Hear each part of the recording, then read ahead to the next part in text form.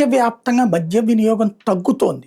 తాగుడు వల్ల వచ్చే రోగాలు, ఆ రోగాల వల్ల ఆస్పత్రులు, ఆస్పత్రుల వల్ల అనారోగ్యాలు, ఆ పైన తగలేసుకుంటున్న సొమ్ముల్ని దృష్టిలో పెట్టుకొని ప్రపంచవ్యాప్తంగా లిక్కర్ కన్జంప్షన్ తగ్గుతుంటే, దో అదేదో పులిని చూసి నక్క వాతలు పెట్టుకున్నట్టుగా వాళ్ళెవరినో చూసి మనకిక్కడ లిక్కర్ తాగకపోతే తప్పన్నట్టుగా ప్రచారం చేసి, స్కూలు పిల్లలతో సహా తాగడం అలవాటు చేస్తున్నటువంటి సంస్కృతి, సంస్కారం పతాక స్థాయికి చేరిన వేళ తాగిన తర్వాత వాడికి నియంత్రణ ఉండదు అనడానికి సాక్ష్యం. కన్న తల్లి తాగిన మత్తులో మంచినీళ్లు అడగ్గానే తెచ్చివ్వలేదని కొట్టి చంపిన ఉదంతం.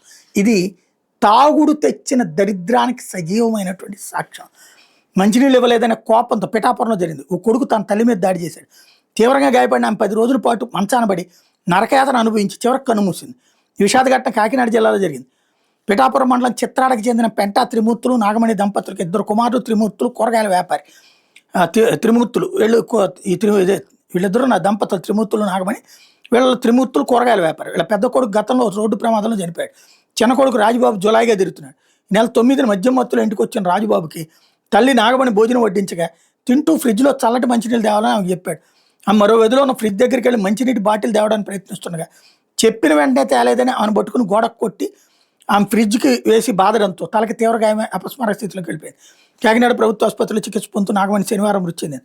పిఠాపురం పోలీసులు కేసు నమోదు చేసి దర్యాప్తు చేస్తున్నారు. పిఠాపురం ఎమ్మెల్యే పవన్ కళ్యాణ్ గారికి ఏమైనా సంబంధం ఉంటుందో ఉండదు, కానీ పవన్ కళ్యాణ్ గారు సామాజిక బాధ్యత తీసుకుని మద్యం లాంటిది తాగద్దురా అని చెప్పగలిగినటువంటి శక్తి ఆయనకుంది. తాగద్దు అని ఆయన చెబితే ఆగేటటువంటి తరం ఇప్పుడు ఆయన మాట వింటున్నారు. జెన్జీ, ఆల్ఫా అనేటటువంటి వాళ్ళకి ఇప్పుడు లిక్కర్ అనేటటువంటిది ఒక రొటీన్ మంచినీటి బాటిల్ లాగా ఫీల్ అవుతున్నారు. వాళ్ళకి నీతిగా హితబోధ చెప్పగలిగిన పెద్దన్న పాత్రలో, తండ్రి పాత్రలో ఉన్నారు పవన్ కళ్యాణ్ గారు. ఈ లిక్కర్ సొమ్ములతో మనం ఏం బతకాల్సిన అవసరం లేదు. ప్రభుత్వం ఏమి ప్రజల ప్రాణాలతో చెలగాటమాడే పరిస్థితుల మీద కాస్త క్యాంపెయిన్ చేయగలిగితే బాగుంటుంది.